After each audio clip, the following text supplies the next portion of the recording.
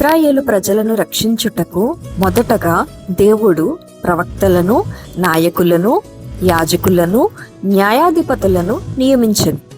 అటు తరువాత ఇశ్రాయేలు ప్రజలు మమ్ములను ఏలుటకు మాకొక రాజు కావాలనని యెహోవా యొద్ద విచారణ చేయగా, యెహోవా బహు దుఃఖాక్రాంతుడై సమూయేలు ప్రవక్త ద్వారా బెన్యామీను గోత్రికుడు మరియు కీషు కుమారుడైన సౌలును ఇశ్రాయేలు యొక్క మొదటి రాజుగా అభిషేకించెను. కాలక్రమేణా సౌలు దురాత్మవశుడై దేవుని ఆత్మను కోల్పోగా, యూదా గోత్రమునకు చెందిన యెష్షయి యొక్క కుమారుడైన దావీదును ఇశ్రాయేలు యొక్క రెండవ రాజుగా దేవుడు ఏర్పరచుకొనగా, దేవుని మాటను బట్టి సమూయేలు దావీదును ఇశ్రాయేలు ప్రజలకు రెండవ రాజుగా అభిషేకించెను. దేవుడు దావీదు సింహాసనమును స్థిరపరచుటకు ఇష్టపడును గనుక దావీదు తరువాత అతని కుమారుడైన సొలొమోనును దేవుడు ఇశ్రాయేలు దేశం యొక్క మూడవ రాజుగా అభిషేకించెను.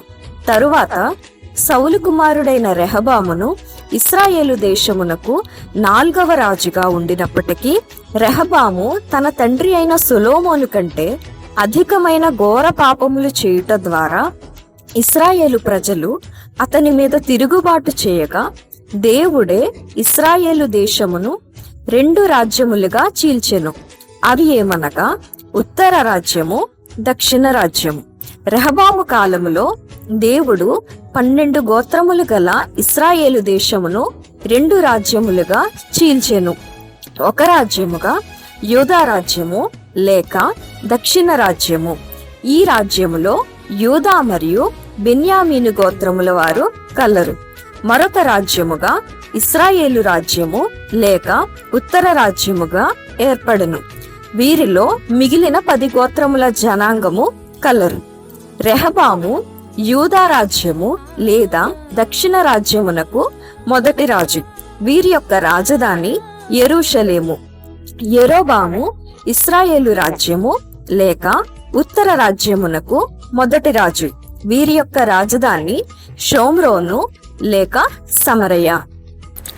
యూదా రాజ్యమును రెహబాము మొదలుకొని సిద్కియా రాజు వరకు 20 మంది రాజులు పరిపాలించిరి.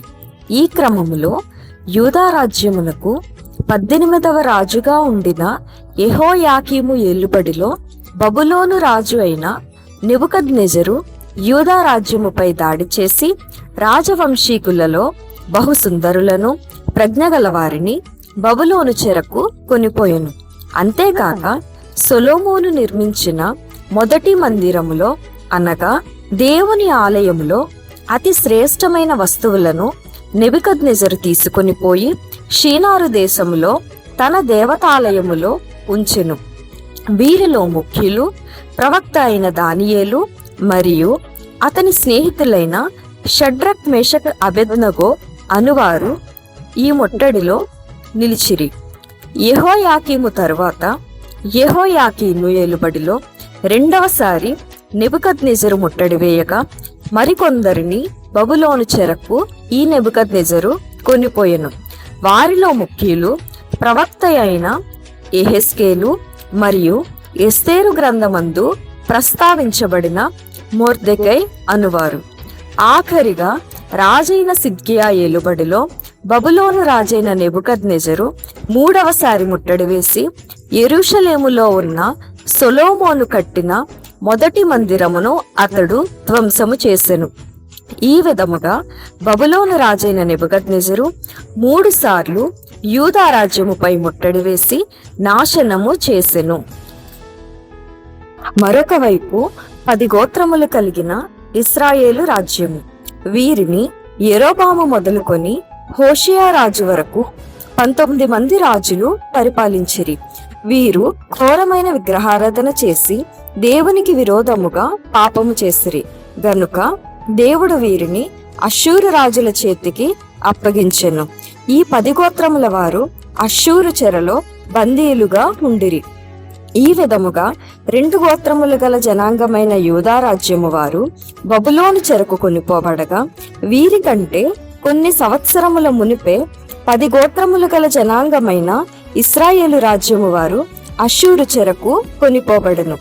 చెరకాలము ముగిసిన తరువాత జరిగిన సంగతులను దేవుని చిత్తమైతే నెక్స్ట్ వీడియోలో నేర్చుకుందాం. Praise the Lord. God bless you all.